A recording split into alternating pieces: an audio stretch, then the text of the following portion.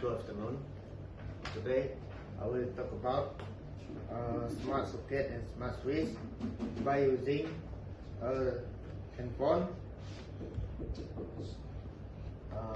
Today this is capacitor connect to the lamp. First step, we using a smart socket to switch on the lamp like this. Wow. And the second one, we using a smart switch with a smartphone.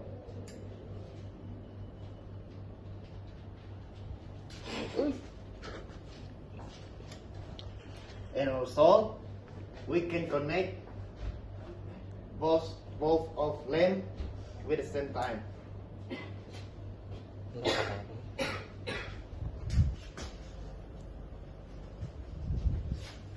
That's all from me. Thank you.